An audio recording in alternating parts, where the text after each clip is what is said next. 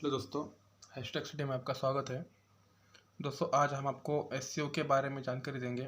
दोस्तों, एससीओ एक स्थायी अंतर सरकारी अंतर्राष्ट्रीय संगठन है जिसकी स्थापना 15 जून 2001 को शंघाई में हुई थी।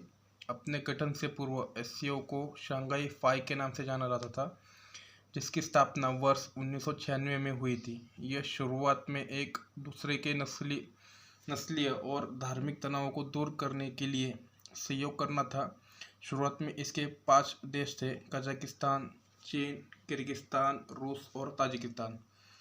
वर्ष 2001 में उज़्बेकिस्तान के इसमें शामिल होने के बाद शंघाई फाई को एससीओ का नाम दिया गया। दोस्तों, भारत 2017 में एससीओ का सदस्य बना। 2017 में भारत के साथ साथ पाकिस्तान को भी इसकी सदस्यता मिली थी। दोस्तों, एससीओ के 8 सदस्य देश हैं। इनमें चीन, रूस, Kazakhstan, Kyrgyzstan, Tajikistan, Uzbekistan, Bharat और पाकिस्तान है। इनके अलावा 4 पर्यवेक्षक देश भी हैं: ईरान, अफगानिस्तान, बेलारूस और मंगोलिया। इस संगठन में यूरेशिया यानी यूरोप और एशिया का 60% से ज़्यादा क्षेत्रफल है। दुनिया की 40% से ज़्यादा आबादी इसके सदस्य देशों में रहती है। साथ ही दुनिया की जीडीपी में इसकी 1/4 हिस्सेदारी है। इतना ही नहीं, इसके सदस्य देशों में संयुक्त राष्ट्र सुरक्षा परिषद के 2 स्थायी सदस्य यानी चीन और रूस है, और 4 परमाणु शक्तियाँ चीन, रूस, भारत और पाकिस्तान भी शामिल है। 2017 तक भारत एससीओ का एक पर्यवेक्षक देश रहा। एससीओ की 17वीं समिट में भारत को संगठन के विस्तार के तहत भारत और पाकिस्तान को पूर्वकालिक सदस्य का दर्जा दिया गया। एससीओ को इस समय दुनिया का सबसे बड़ा क्षेत्रीय संगठन माना जाता है। इस संगठन में चीन और रूस के बाद भारत सबसे बड़ा देश है। कोरोना महामारी के कारण एससीओ की फिजिकल समिट नहीं हो पा रही थी। 2 साल बाद उज़्बेकिस्तान के समरकंद में एससीओ की समिट हो रही है। दोस्तों, इस समिट में पंतप्रधान नरेंद्र मोदी जी रशिया के राष्ट्रपति पुतिन के अलावा उज़्बेकिस्तान के राष्ट्रपति और ईरान के राष्ट्रपति के साथ द्विपक्षीय बात करेंगे।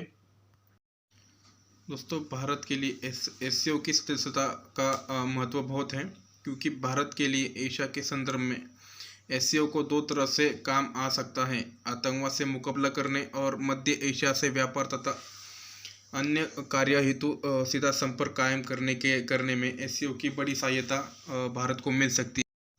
आतंकवाद से निपटने के लिए एससीओ के आतंकवाद विरोधी निकाय रैड्स रीजनल एंटी टेररिस्ट स्ट्रक्चर रैड्स की स्थापना वर्ष 2004 में एससीओ के शिखर सम्मेलन में की गई थी। इसका मुख्यालय उज़्बेकिस्तान की राजधानी ताशकंद में स्थित है।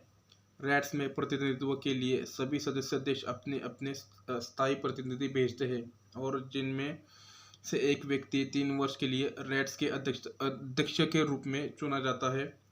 सुरक्षा, व्यापार, ऊर्जा और आर्थिक परिदृश्य में मध्य एशिया भारत के लिए बहुत ही महत्वपूर्ण है, और इसलिए भारत द्वारा चलाई जा रही कनेक्ट सेंट्रल एशिया नीति को सफल बनाने में एससीओ बहुत ही महत्वपूर्ण मंच साबित हो सकता है। दोस्तों, 2023 की जो एससीओ की मीटिंग है वो भारत में होने वाली है, और जिस देश में एससीओ की मीटिंग होती है वही देश एससीओ का अध्यक्षता करता है। दोस्तों, इन 8 देशों के अलावा बातचीत के लिए 6 और देश भी इस मीटिंग में शामिल हुए थे, जो कि कंबोडिया, नेपाल, श्रीलंका, तुर्की, आर्मेनिया, अजरबैजान है। दोस्तों, नरेंद्र मोदी जी ने इस समिट में 3 बातें कही है कि 2023 जो वर्ष है वो मोटा अनाज घोषित होगा, और एससीओ के बीच बेहतर कनेक्टिविटी की ज़रूरत के बारे में उन्होंने जोर दिया, और भारत को मैन्युफैक्चरिंग मोदी जी ने ये भी कहा कि हम भारत को एक मैन्युफैक्चरिंग हब बनने जा रहे हैं। तो दोस्तों, आपको ये जानकारी कैसी लगी, प्लीज़ हमें कमेंट करके बता दीजिए, और चैनल के नोटिफिकेशन के लिए आप चैनल को सब्सक्राइब कीजिए। थैंक यू, धन्यवाद।